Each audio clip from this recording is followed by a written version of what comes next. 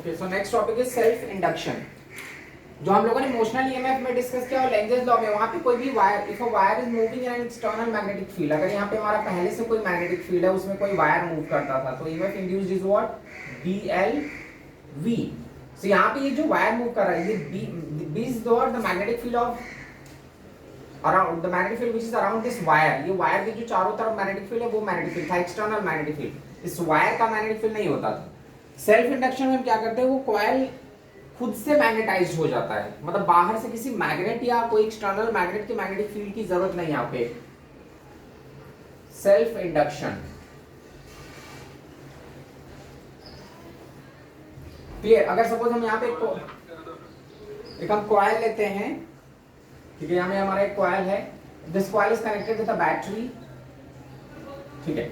सो जैसे हम बैटरी से कनेक्ट करेंगे, due to flow of current this coil gets magnetized, ये कॉइल मैग्नेटाइज्ड हो जाएगा, ठीक है। बाहर से मैंने पहले से कोई मैग्नेटिक फील्ड नहीं रखा है, ऐसा नहीं कि एक मैग्नेटिक फील्ड है उसके या कोई मैग्नेट इस कॉइल के पास हम कोई मैग्नेट ले आ रहे हैं, ऐसा नहीं। सेल्फ इंडक्शन मतलब this coil is connected with a battery, जैसे हम बैटरी से कनेक्ट करेंगे, इसमें करंट फ्लो करेगा and due to flow of current this coil gets magnetized. इसके चारों तरफ क्या आ जाएगा, इसका मैग्नेटिक फील्ड इस टाइप से। तो अब यहाँ पे due to flow of current, जो करंट फ्लो कर रहा है, हमने बैटरी कनेक्ट किया, बैटरी की वजह से करंट फ्लो कर रहा है, बैटरी की वजह से क्या फ्लो करेगा, करंट, करंट की वजह से magnetic field, this coil gets magnetized, यहाँ पे मैग्नेटिक फील्ड डेवलप हो गया। अब जो करंट की वैल्यू है वो कांस्टेंट नहीं रहती इस केस में, बिकॉज ये जो कॉइल है ना, स्टार्टिंग में जैसे इसमें करंट फ्लो करना स्टार्ट करता है ना, स्टार्टिंग में बहुत ज्यादा अपोज करता है, ठीक है। इसका रेजिस्टेंस स्टार्टिंग में at t is equal to 0 पे, इसकी कहानी रहती है t इज इक्वल टू 0 पे ये मैक्सिमम अपोजिशन शो करता है। The resistance of this inductor is infinite, और t is equal to infinite पे after long time the resistance offered by this inductor is 0। मतलब स्टार्टिंग में ये मैक्सिमम रेजिस्टेंस ऑफर करता है। कॉइल मैग्नेटाइज्ड होना मतलब करंट फ्लो नहीं करने देना चाहता, वो यहाँ पे ईएमएफ इंड्यूस नहीं होने देना चाहता। स्टार्टिंग में मैक्सिमम रेजिस्टेंस ऑफर करता है, इनफाइनाइट, मतलब यहाँ पे समझो स्विच ऑफ है, ऐसा वायर डिस्कनेक्टेड है, और आफ्टर लॉन्ग टाइम, थोड़े टाइम के बाद ये 0 रेजिस्टेंस ऑफर करता है। कितने टाइम बाद 0 बन जाएगा, मतलब आफ्टर लॉन्ग टाइम, मतलब एक स्टडी स्टेट आ जाता है, इसमें स्टडी स्टेट अचीव कर लेता है जब उसमें। सो स्टार्टिंग में वहां पे हम टाइम कैलकुलेट करेंगे, उसका टेंशन मत लो, ठीक है। तो स्टार्टिंग में t इज इक्वल टू 0 पे resistance offered by this coil is what, infinite, और t is equal to infinite पे resistance offered by this coil is 0। जैसे देखो, जैसे तुमने पढ़ाई स्टार्ट किया था जेई के लिए, तो स्टार्टिंग में पढ़ने का मन नहीं करता होगा ना, तो जब टीचर फोर्स करते थे तब स्टूडेंट लोग पढ़ाई स्टार्ट करते हैं, बट बाद में पढ़ने लगो फिर तुम्हारा खुद से मन करने लगता है पढ़ने का, ठीक है। तो पहले दिमाग में बहुत ज्यादा रेजिस्टेंस रहता है, पढ़ने का मन नहीं करता, बट बाद में धीरे धीरे पढ़ते पढ़ते फिर क्या हो जाता है वो स्टूडेंट का, मतलब उसके अंदर वो डेवलप हो जाता है टेंडेंसी पढ़ने वाली, तो फिर वो क्या करता है, टीचर को बोलने की जरूरत नहीं, वो खुद से घर पे पढ़ते रहता है, मतलब फुल टाइम उसको खुद पढ़ने को अच्छा लगता है। तो स्टार्टिंग में तो तुम्हारे दिमाग में बहुत ज्यादा रेजिस्टेंस रहा होगा, बाद में अब क्या होगा, रेजिस्टेंस 0 पढ़ते पढ़ते। तो वैसे ये जो कॉइल होता है ना, ये स्टार्टिंग में बहुत ज्यादा अपोज करता है, इनफाइनाइट अपोजिशन है, इनफाइनाइट रेजिस्टेंस है, लेकिन after long time, after steady state, एक बार ये स्टडी स्टेट अचीव कर लेता है, तब फिर ये रेजिस्टेंस 0 ऑफर करता है। जैसे पहले मान लो तुमको लगा कि हाँ जेई बहुत टफ है, ये वो इतना पढ़ना पड़ेगा, ये वो, बाद में तुमको रियलाइज हुआ होगा कि नहीं, इसमें ये फ्यूचर है, यही है हमारा प्रॉपर फ्यूचर बनाएगा, तो फिर अपने आप पढ़ने का मन करता है, ठीक है, तब दिमाग से रेजिस्टेंस हट जाता है। तो यहाँ पे वही है, स्टार्टिंग में इनफाइनाइट रेजिस्टेंस ऑफर करता है, बाद में इसमें रेजिस्टेंस क्या हो जाता है, 0। तो जो रेजिस्टेंस वेरी कर रहा है, जहाँ पे करंट की वैल्यू इंक्रीज करती है, अब देखो करंट की वजह से मैग्नेटिक फील्ड आ गया, अब ये जो करंट है ना, करंट की जो वैल्यू होती है, इसकी भी कहानी है ये, कि t इज इक्वल टू 0 पे करंट 0 होगा, और t is equal to infinite पे करंट की वैल्यू क्या हो जाएगी, मैक्सिमम, पहले समझो एकदम minimum current which is 0। Starting में रेजिस्टेंस मैक्सिमम है तो करंट 0 रहता है, फिर t is equal to infinite, मतलब स्टडी स्टेट अचीव कर लेता है, तब उस टाइम पे करंट मैक्सिमम हो जाता है। तो दिस करंट इज वेरिएबल, ये जो करंट है ये वेरिएबल होगा due to variable resistance offered by that inductor, this current is variable. अब जब करंट वेरिएबल है तो ये मतलब ये जो I है नहीं, ये कांस्टेंट नहीं, ये वेरिएबल करंट है। तो करंट वेरिएबल है तो मैग्नेटिक फील्ड भी क्या होगा, वेरिएबल, ठीक है, ये मैग्नेटिक फील्ड भी वेरिएबल। अब due to variation of magnetic field, हमारा जो फ्लक्स होगा, बिकॉज ये मैग्नेटाइज्ड हो गया ना, तो इसके लूप के क्रॉस फ्लक्स पास कर रहा है, सो मैग्नेटिक फ्लक्स भी वेरिएबल होगा। ये भी वेरिएबल होगा।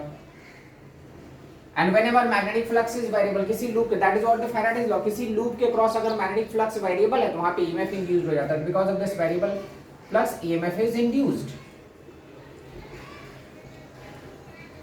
ठीक है, सो यहाँ पे हमने बैटरी से कनेक्ट कर दिया, हमने बैटरी से कनेक्ट कर दिया। जो resistance offered by this inductor is variable, जो रेजिस्टेंस ही ऑफर करता है वो वेरिएबल रेजिस्टेंस होता है। स्टार्टिंग में वो मैक्सिमम अपोजिशन शो करता है, बाद में धीरे धीरे अपोजिशन खत्म होने लगता है उसका। जैसे स्टार्टिंग में तुम पढ़ना स्टार्ट किए तो मैक्सिमम दिमाग में अपोजिशन था, 10th की छुट्टी के बाद जब स्टार्ट किए होगे तो लगता होगा ये बहुत पढ़ना है बहुत पढ़ना है, तो पढ़ने का मन नहीं करता होगा। बट बाद में धीरे धीरे सोचते सोचते जब पूरा सोचे होगे तब तुमको रियलाइज होगा नहीं इसी में हमारा फ्यूचर है, तो पढ़ने का मन करने लगा। तो स्टार्टिंग में इसमें रेजिस्टेंस ऑफर था and after long time resistance क्या हो जाता है, जीरो। ये इंडक्टर की प्रॉपर्टी है भाई, हर एक स्टूडेंट के भी अंदर वैसा नेचर नहीं होता, कुछ लोगों के अंदर हमेशा अपोजिशन ही रहता है। तो मैं सबकी बात नहीं कर रहा हूँ, मैं उसकी बात कर रहा हूँ जो बाद में खुद से पढ़ने लगता है। ठीक है, and that's why it is called self induction. इसने अपना खुद का मैग्नेटिक फील्ड यूज किया है, it is not using any external magnetic field. So हमने बैटरी से कनेक्ट कर दिया, बैटरी में करंट वेरिएबल है due to variable current, magnetic field is variable due to magnetic field is variable, flux is variable and due to variable flux EMF is induced. Whenever flux is variable across a loop EMF induced हो जाता है। Current क्यों variable है, t is equal to 0 पे current minimum है और t is equal to infinite पे current maximum है। So this is what the variable current, current यहाँ पे वेरिएबल है and because of variable current flux is field is variable, because of variable field flux is variable, because of variable flux EMF is induced. तो यही हमारा क्या होता है, self induced EMF. Why it is called self induced EMF, because इसने external field use नहीं किया, ये खुद से मैग्नेटाइज्ड हुआ, अपने ही फील्ड को चेंज कर रहा है, अपने ही फील्ड से अपना ही फ्लक्स चेंज कर रहा है and EMF is induced. So EMF induced here, EMF is directly proportional to di by dt. The EMF induced across a coil is what? Directly proportional to di by dt. Whereas the current, variation of the current, इसमें current variable है, क्यों? Because resistance offered by that inductor is variable. Resistance offered by this inductor is variable. उसका resistance variable है तो current भी vary कर रहा है, तो EMF is directly proportional to di by dt.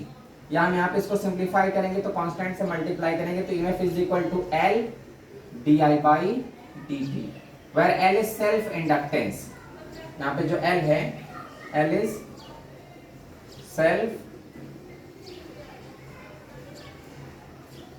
self inductance। Clear? And this self inductance is measured in Henry. ये self inductance constant value है जो उस कॉइल के लिए कांस्टेंट रहती है, constant for a coil, for a coil. तो ये डिपेंड करता है उस कॉइल में कितने नंबर ऑफ टर्न्स है और उसके सराउंडिंग में मीडियम कैसा है। Depends on the number of turns and the medium around that coil, self inductance की वैल्यू। तो constant for a coil, coil के लिए कांस्टेंट रहता है। जैसे तुम कोई भी सेल्फ स्टडी कर रहा है स्टूडेंट, तो उसका सेल्फ स्टडी करने का एक टेंडेंसी होता है ना, वो बच्चा कितना पढ़ने वाला है उसके अकॉर्डिंग वो ज्यादा पढ़ेगा, कोई कम पढ़ेगा, तो वो उसकी अपनी प्रॉपर्टी है। ऐसा नहीं हर कोई जो सेल्फ स्टडी करता है वो इक्वल मार्क्स ले आएगा या इक्वल सक्सेस को गेन करेगा। सेल्फ स्टडी में भी अलग अलग होता है, कोई सेल्फ स्टडी आधे घंटे करता है, कोई 10-10 घंटे सेल्फ स्टडी कर रहा है, तो डिपेंड करता है, वो स्टूडेंट की प्रॉपर्टी, उसमें टीचर का कुछ लेना देना नहीं है। सो सेल्फ इंडक्शन जो इसका सेल्फ इंडक्टेंस है वो उसकी कॉइल की प्रॉपर्टी है, वो बैटरी पे डिपेंड नहीं करता, कॉइल पे और सराउंडिंग पे। सराउंडिंग भी जरूरी है। मान लो कोई बहुत पढ़ने वाला बच्चा लेकिन उसके सराउंडिंग के दोस्त लोग ऐसे हैं टपोरी जो पढ़ने नहीं देते उसको, ठीक है, हमेशा उसको पार्टी कराते हैं वो, तो दोस्त लोग डिस्टर्ब भी कर देते हैं। तो मीडियम भी मैटर करता है, कुछ सराउंडिंग में तुम्हारे आसपास कौन रहता है। तुम्हारे आसपास कोई पढ़ने वाला बच्चा रहेगा तो तुम उसको देखोगे, तुम्हारे दिमाग में टेंशन आएगा कि वो पढ़ रहा है तो तुम भी पढ़ोगे। और तुम्हारे पास कोई ऐसा बच्चा है दिन भर पार्टी कर रहा है, तुमको भी वही करा रहा है कि चलो पार्टी करो, पढ़ने लिखने में क्या रखा है। तो मीडियम पे भी, मतलब सराउंडिंग के मीडियम पे भी डिपेंड करता है। तो that self inductance does not depend on the battery, current, उन सब चीजों पे, मैग्नेटिक फील्ड, फ्लक्स, उन सब चीजों पे डिपेंड नहीं करता है। डिपेंड किस पे करता है, number of turns in the coil and medium, वो किस मीडियम में रखा गया है कॉइल। तो it is constant for a coil, इस कॉइल के लिए कांस्टेंट रहता है। तो EMF is what, L di by dt। Clear यहां तक? सर वो कांस्टेंट फॉर क्या है? फॉर अ कॉइल नोट कर रहे हो क्या? चलो ठीक है, अच्छा है, ठीक है, तो यहां तक रख करूं।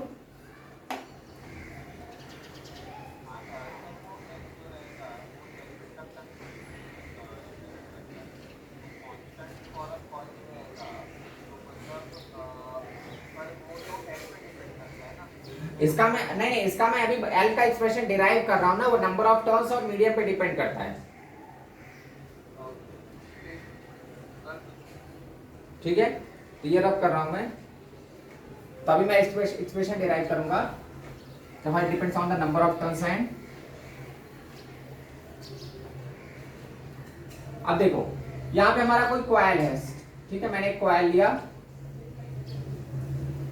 इस कॉइल में n नंबर ऑफ टर्न्स हैं और इसका जो लेंथ है that is L। This coil is connected with a battery. अब हम n देखेंगे, जो सेल्फ इंडक्टेंस था वो नंबर ऑफ टर्न्स पे कैसे डिपेंड करता है।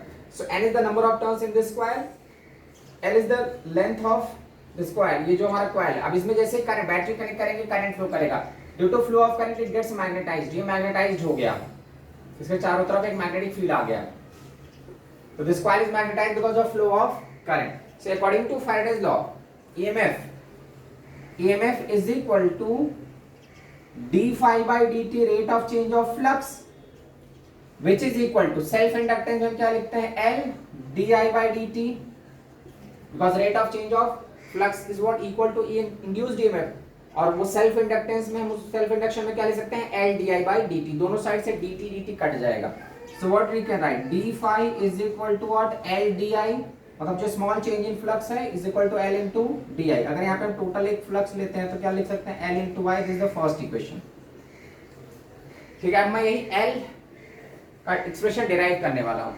जरा यहाँ पे देखो फ्लक्स का एक्सप्रेशन क्या होगा, इस कॉइल के क्रॉस एक राउंड में फ्लक्स कितना होता है, flux is equal to what, magnetic field into area, phi is equal to magnetic field into area, clear। there are n number of turns, यहाँ पे n number of turns है, तो n number of turns में total flux क्या हो जाएगा, n into ba, एक round में in a single loop the flux is what, magnetic field into area, but if there are n number of turns, इसमें n number of turns है, तो total जो flux इसमें है, इस कॉइल के क्रॉस जो टोटल फ्लक्स है that is nba, where b is the magnetic field। हमको मालूम है, हमने एम्पियर्स लॉस में पढ़ा था magnetic effect of electric current में, मैग्नेटिक फील्ड, किसी भी कॉइल के एक्सिस पे जो मैग्नेटिक फील्ड का फॉर्मूला होता है, एम्पियर्स लॉ का second application, magnetic field along the axis of a coil that is mu naught n I by L, ये मैग्नेट एम्पियर्स लॉ में पढ़ा था। मैग्नेटिक फील्ड, अगर किसी भी कॉइल में करंट जाता है तो वो मैग्नेटाइज्ड होता है, तो magnetic field along the axis of that coil क्या आता है, mu naught n I divide by L। अब इस B, ये हमारा B है मैग्नेटिक फील्ड, अब अगर n नंबर ऑफ टर्न्स तो mu naught n I by L। सो हम इसी को यहाँ पे यूज करेंगे। हमारा एक्सप्रेशन फर्स्ट इक्वेशन क्या था, phi is equal to L I, phi की जगह क्या लिख सकते हैं n B A is equal to L I। अब यहाँ पे सिंप्लीफाई करो, n B की जगह मैग्नेटिक फील्ड निकाल, जो हमने यहाँ पे एक्सिस पे जो मैग्नेटिक फील्ड आएगा, the magnetic field along the axis of the coil that is mu naught n I by L, तो mu naught n I by L, sorry mu naught n I by L into area is equal to L I, दोनों side से I cancel कर दो, तो ये हमारा L, दोनों side से करंट कैंसिल हो जाएगा, तो what we are going to get, mu naught 2 बार n है तो n का square into A divide by L, this is what self inductance का एक्सप्रेशन। तो जो हमारा सेल्फ इंडक्टेंस का एक्सप्रेशन आ रहा है mu naught n square A by L, मतलब ये नंबर ऑफ टर्न्स के स्क्वायर के डायरेक्टली प्रोपोर्शनल है, एरिया के डायरेक्टली प्रोपोर्शनल है और लेंथ के inversely proportional, length of that coil, where n is the number of turns and L is the length, and mu naught is the permeability of the vacuum, mu naught हमारा permeability of the vacuum है। अगर हम किसी medium में किसी mu naught n square, यहाँ पे देखो हमारा ये एक्सप्रेशन आ गया था, phi is equal to L I, तो phi हमारा क्या होता है, फ्लक्स, एक सिंगल टर्म में फ्लक्स कितना होता है, B into A, because but here there are n number of turns, so total flux associated with a coil, associated with this coil is what, NBA। Now magnetic field is what, mu naught n I by L, magnetic field along the axis of a coil, किसी भी coil के axis पे जो magnetic field होता है, तो B is equal to mu naught n I by L। अब इसी को सब्स्टिट्यूट करो तो phi is equal to L I, जो हमारा फर्स्ट इक्वेशन आया था, phi की जगह व्हाट करा है, NBA is equal to L I and B magnetic field, तो mu naught n I by L into A is equal to L I, इसको सिंप्लीफाई करो तो mu naught n square A by L is equal to capital L, that is self inductance. तो self inductance देख लो इस expression में, यहाँ पे n क्या है, number of turns, number of, and L is the length, कभी कभी क्या रहते हैं वो number of turns per unit length को साथ में लिखते हैं, तो n/l की जगह स्मॉल n भी लिख सकते हो। समटाइम n/l की जगह स्मॉल n इज रिटन। हम इसको ऐसा भी लिख सकते हैं, अगर स्मॉल n की जगह क्या रख सकते हैं n/l, तो उस केस में क्या हो जाएगा फिर l is equal to mu naught n small n a by just a, n small n into a। तो बुक में ऐसा भी दिया रहता है, वहां पे एल लेंथ मत खोजने लगना कि लेंथ तो दिया ही नहीं है डिनोमिनेटर में, सर ने तो लेंथ बताया था गलत बता दिया, तो वहां पे n/l की जगह स्मॉल n भी लिखा रहता है। तो देख लो यहाँ पे नंबर जो सेल्फ इंडक्टेंस है वो डिपेंड किस पे कर रहा है, परमिबिलिटी ऑफ द वैक्यूम। मतलब अब यहाँ पे देखो वैक्यूम में मैंने स्क्वायर को रखा है, अगर किसी मीडियम में प्लेस करेंगे ना तब वहां पे हम म्यू यूज करेंगे, the permeability of that medium. तो म्यू नॉट मतलब सराउंडिंग पे डिपेंड कर रहा है, नंबर ऑफ टर्न्स के स्क्वायर के डायरेक्टली प्रोपोर्शनल है, एरिया के डायरेक्टली और एल के लेंथ के इनवर्सली प्रोपोर्शनल। तो मैंने बताया था ना कि जो सेल्फ इंडक्टेंस, इसमें देखो कहीं पे करंट, बैटरी का वोल्टेज, मैग्नेटिक फील्ड कुछ नहीं आ रहा है, ये उसके स्ट्रक्चर पे और सराउंडिंग पे डिपेंड करता है। तो कोई भी लड़का सेल्फ स्टडी कर रहा है, वो कितना सेल्फ स्टडी करेगा, कितना पढ़ेगा, वो डिपेंड करेगा उसकी अपनी प्रॉपर्टी पे। सेल्फ स्टडी कोई टीचर के फोर्स की वजह से नहीं करता, वो खुद से उसका नेचर होता है, ठीक है। और उसका सराउंडिंग में मैटर करता है कि सराउंडिंग में उसके टपोरी दोस्त कैसे हैं। अब पढ़ने वाले दोस्त रहेंगे तो उसको वो भी पढ़ेगा, ऐसा नहीं दोस्त है बिगाड़ने वाले उसको आसपास के, उसको हमेशा बता रहे हैं कि हाँ उसको बिगाड़े रहे हैं कि अरे वो तेरे को पूछ रही थी, तो हो गया लड़का पढ़ना बंद। दोस्त लोग ऐसा भी करते हैं ना, बोल देंगे कि हाँ भाई, बोलेंगे कि वरद तेरे को लड़की पूछ रही थी, तो हो गया वरद का पढ़ाई लिखाई बंद। भी वरद यही पूछेगा कि क्या पूछ रही थी, ठीक है। तो अगर दोस्त लोग ऐसा बोले तो उन पर भरोसा नहीं करने का।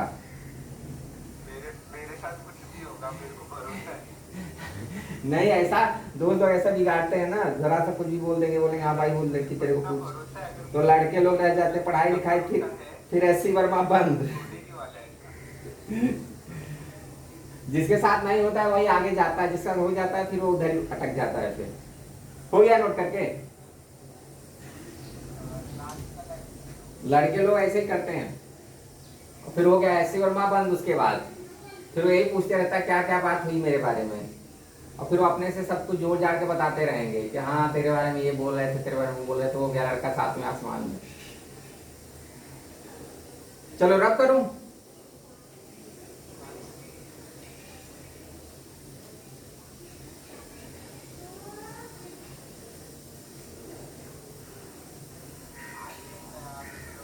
खाना वाना खा के बैठ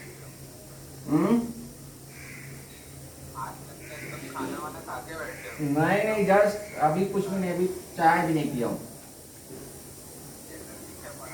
मेरा दांत में इतना दर्द है, वो अभी रूट कैनालिंग चल रही है, बहुत दर्द है 3-4 दिन से।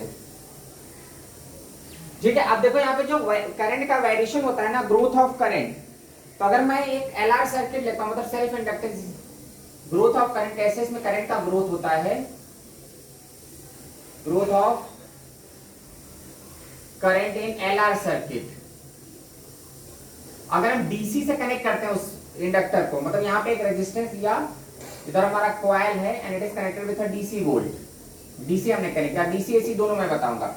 तो यहाँ पे हम डीसी से कनेक्ट कर रहे हैं, तो जैसे डीसी से कनेक्ट करते हैं, डीसी वोल्टेज मतलब वी है समझो, डीसी, ये हमारा रेजिस्टेंस है और ये इंडक्टर है। तो क्या करेगा, स्टार्टिंग में करंट फ्लो करेगा, ये मैक्सिमम ऑपोजिशन शो करेगा, जैसे मैंने बताया कि t इज इक्वल टू 0 पे इसका रेजिस्टेंस क्या होता है, इनफाइनाइट, और t is equal to infinite पे resistance offered by that inductor is 0। Infinite time के बाद मतलब स्टेडी स्टेट के बाद वो 0 रेजिस्टेंस ऑफर करता है, बट स्टार्टिंग में मैक्सिमम रेजिस्टेंस ऑफर करेगा। तो अगर हम डीसी वोल्ट से कनेक्ट करते हैं तो किरचॉफ्स लॉ इसमें अप्लाई करो, मतलब मुझे करंट के ग्रोथ का इक्वेशन निकालना है। तो एक बात तो मालूम है कि करंट जैसे जैसे इसका रेजिस्टेंस कम होगा करंट की वैल्यू बढ़ती जाएगी। तो अब यहाँ पे ये चीज तो हमको क्लियर है कि ग्रोथ ही होगा, बट उसका प्रॉपर एक इक्वेशन कैसे निकालेंगे। तो यहाँ पे देखो एक किरचॉफ लॉ अप्लाई करो, मैं इस लूप में किरचॉफ अभी ठीक है। तो अगर मैं इसमें किरचॉफ लॉ अप्लाई करता हूँ, इस साइड से चलता हूँ पूरे लूप में,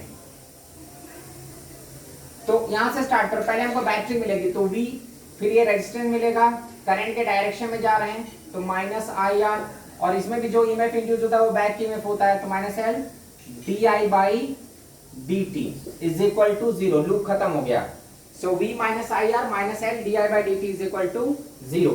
हमको करंट का एक्सप्रेशन चाहिए, करंट के ग्रोथ का, करंट ग्रोथ हो रहा है 0 से t टाइम तक, तो मतलब इंटीग्रेशन की जरूरत पड़ेगी। पहले स्टार्टिंग में कुछ करंट, स्टार्टिंग में 0 करंट रहेगा, फिर बढ़ के I हो जाएगा, टाइम स्टार्टिंग में 0 रहेगा, फिर t टाइम बाद, तो मतलब इंटीग्रेशन का यूज करना है। तो ये जो स्मॉल पार्ट है इसी को खोजो, बाद में इसी को अपन इंटीग्रेट कर देंगे। तो फंक्शन को अरेंज करो, ये हमारा किरचॉफ लॉ अप्लाई कर दिया। अब इसमें ऐसा कुछ रटने की जरूरत नहीं, किरचॉफ लॉ अप्लाई करके इक्वेशन लिख लिया। अब जिसको इंटीग्रेट करना है, इस डी को इंटीग्रेट करना है, तो सेम फंक्शन को सेम साइड में अरेंज करो। तो हम क्या लिख सकते हैं, इसको मैं राइट साइड ले जा रहा हूं, तो what we can write, L D I by D T is equal to V minus I are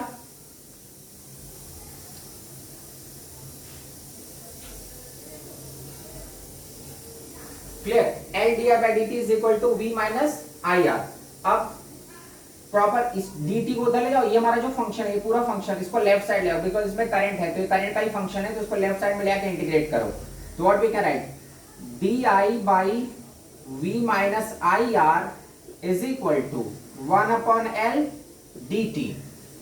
ठीक है, ये हमारा di का ऑपरेटर है, small segment of the current, उसका फंक्शन नीचे है, 1/L तो कांस्टेंट है dt। अब दोनों साइड में इंटीग्रेट करूंगा, इधर करंट का ग्रोथ हो रहा है, स्टार्टिंग में करंट 0 रहता है, बाद में आई हुआ, इसमें स्टार्टिंग में टाइम मतलब 0 से t टाइम तक, तो इसको करंट को इंडिकेट करो 0 से i, this is what di upon v minus I R is equal to 1/L side ही रखो 0 टू t dt, बस इसी को इंटीग्रेट कर दो। तो 1/x का फॉर्मेट है, तो 1/x का इंटीग्रेशन क्या होता है, log x। तो हम क्या लिख सकते हैं, ln, फंक्शन हमारा क्या है 1/v माइनस आई आर, तो ln v minus I R. अब जो कोएफिशिएंट है, मतलब because we are integrating with respect to current, तो जो करंट का कोएफिशिएंट होता है वो डिवाइड होता है इंटीग्रेशन में, तो यहाँ पे माइनस आई आर है, तो माइनस आर से डिवाइड कर दिया। लिमिट इज व्हाट, इसका लिमिट जो है करंट का 0 टू i है, is equal to right side में क्या होगा 1/L इंटू टी।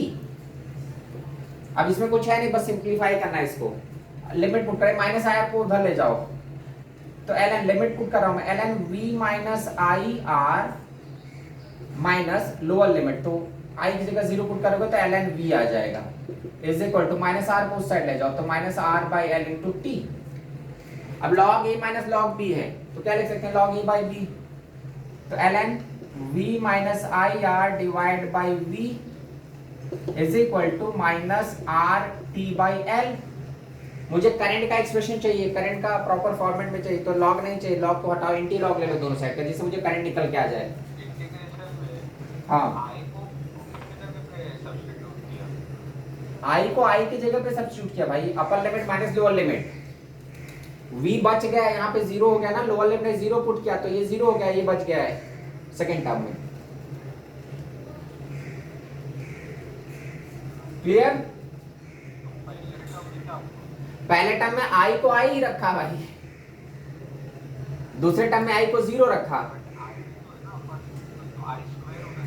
i के जगह ही i रख रहा हूं मैं, i को मल्टीप्लाई नहीं कर रहा हूं। अच्छा i के जगह आप आएगा, हाँ, मल्टीप्लिकेशन थोड़ी ना होता, लिमिट पुट कर रहे हैं।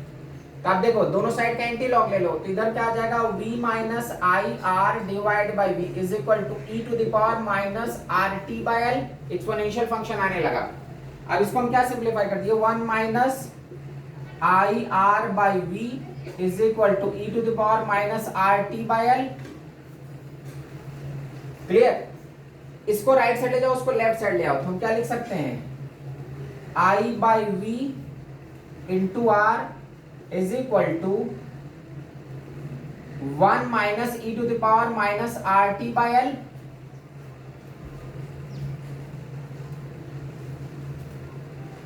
ठीक है, v बाई आर, i by v into R is equal to 1 minus E to the power minus R T by L, इसी को सिंप्लीफाई करना है मुझे। तो ये हमारा क्या होगा, i into R by v is equal to, देख रहा है ना, is equal to 1 minus E to the power minus R T by L. ठीक है, अब जरा देखो इसको, इस v r बाई v को मैं राइट साइड ले जा रहा हूं, तो i is equal to what we can write, v by r into 1 minus E to the power minus R T by L.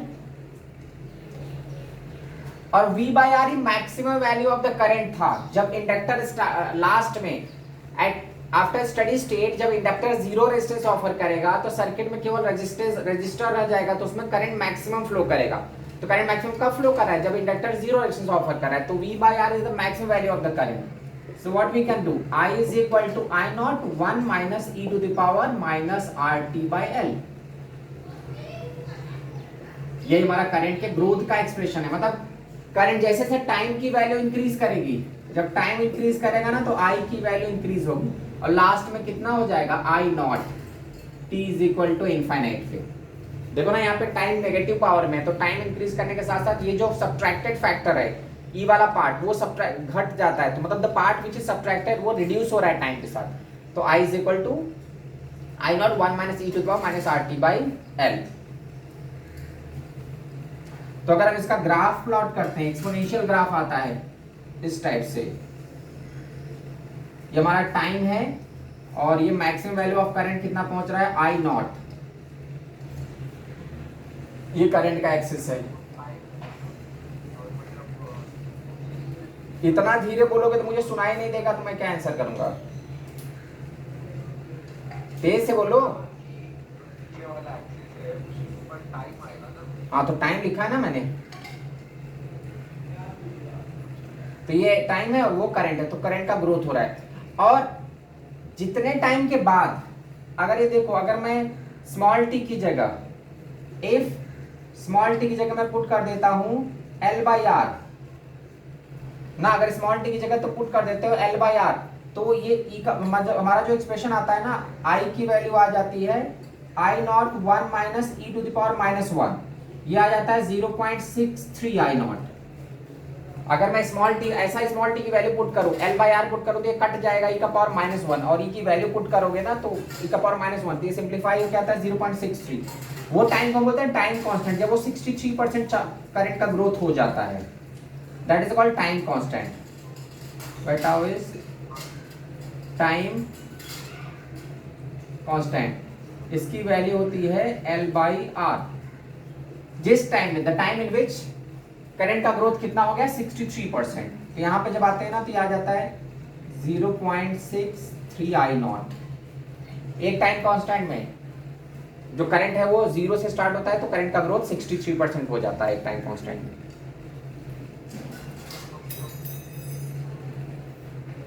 Clear?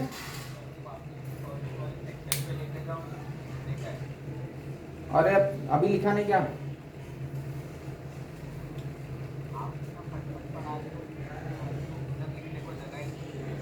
कहां तक लिखे हो?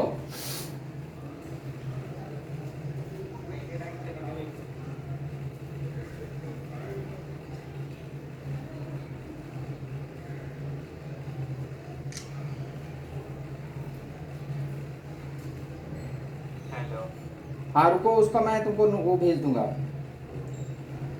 अभी दिख रहा है बोर्ड?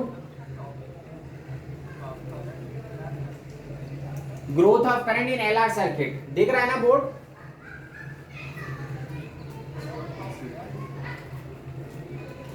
हेलो वो करंट इन LR सर्किट के पहले क्या लिखा है? Growth of current. अरे बोल भी तो रहा हूं मैं। ठीक है, बोर्ड दिख रहा है। अब देखो, ये तो हमारा ग्रोथ हो गया। जब स्टार्टिंग में बैटरी रहता है तब करंट का ग्रोथ होता है, इसको नोट मत करो, मैं उसका वो भेज दूंगा, फोटो भेज दूंगा। अब डीके अगर हम करते हैं, मतलब जब बैटरी को हटा देंगे तब करंट का डीके होने लगता है, जो करंट मैक्सिमम वैल्यू पे गया था ना वो डिक्रीज करने लगता है। DK of current in LR circuit. तो डीके कब होना स्टार्ट होगा? जब तुम बैटरी हटा दोगे, मतलब सर्किट कनेक्टेड होना चाहिए लेकिन बैटरी नहीं रहेगा। जब व्हेन बैटरी इज रिमूव तो करंट का डीके होने लगता है। तब डीके का भी हम इक्वेशन निकालेंगे। तो हमारा ग्रोथ का इक्वेशन था, अब डीके का इक्वेशन कैसा आ जाएगा? ये v हट जाएगा। देखो हम डीके के लिए एक्सप्रेशन डिराइव कर रहे हैं, ठीक है। सो माइनस आई आर, अब v बैटरी नहीं है तो minus I R minus L D I by D T is equal to 0। ठीक है, मैंने फिर से किरचॉफ लॉ अप्लाई किया, लेकिन अभी बैटरी नहीं है यहाँ पे। अब हम क्या लिख सकते हैं? L D I by D T is equal to minus I R, या यहां से फिर डी आई बाई आई आ जाएगा इधर, सेम वेरिएबल को सेम साइड अरेंज करो, is equal to minus R by L D T. तो D I by I is equal to what, minus R by L into D T. अब दोनों side फिर से इंटीग्रेट करो, ये हमारा इंटीग्रेशन होगा 0 टू टी, टाइम के साथ कैसे डी के हो रहा है, लेकिन करंट स्टार्टिंग में ही मैक्सिमम है, बिकॉज करंट का ग्रोथ हो चुका था तब हमने बैटरी हटाया। तो स्टार्टिंग में t इज इक्वल टू 0 पे जैसे हमने बैटरी हटाया t इज इक्वल टू 0 पे, उस टाइम पे करंट 0 नहीं, करंट मैक्सिमम है। अब डीके का इक्वेशन निकालना है, तो करंट आई नॉट से घट के आई पे आएगा। तो यहाँ पे करंट देखो स्टार्टिंग में 0 नहीं, करंट स्टार्टिंग में ही मैक्सिमम है। तो फिर से इंटीग्रेशन क्या हो जाएगा, log x, तो ln i, लिमिट हमारा कहां से कहां तक है, आई नॉट लोअर लिमिट है और I upper limit, is equal to minus R by L into T. अब इसी को प्रॉपर्ली अरेंज करें, लिमिट पुट करो, तो क्या हो जाएगा, ln i minus ln i naught is equal to minus R T by L. Simplify कर लो, ln i by I naught is equal to minus R T by L. अब दोनों साइड एंटी लॉग लो, तो i by I naught is equal to e to the power minus R T by L, या i is equal to I naught e to the power minus R T by L. ये हमारा DK का expression है। जब 1 minus same था, growth में क्या होता था, 1 minus e to the power minus R T by L था, डीके में i is equal to I naught e to the power minus R T by L. यहाँ पे टाइम जैसे से इंक्रीज करेगा करंट की वैल्यू, अगर टाइम यहाँ पे इंक्रीज करता है तो करंट की वैल्यू डिक्रीज करती रहती है। तो देखो डीके का ग्राफ, और यहाँ पे एक टाइम कांस्टेंट, मतलब टाइम कांस्टेंट यहाँ पे भी L बाई आर है। L बाई आर पे क्या होता है, 63% का डीके हो जाता है, मतलब 0.37% रिमेन्ड। जैसे ग्रोथ में था ना, एक टाइम कांस्टेंट में 63% ग्रोथ हो जाता था, यहाँ पे 63% डीके हो जाता है, तो बचता कितना है, 37%। अब देखो इसका डीके का ग्राफ,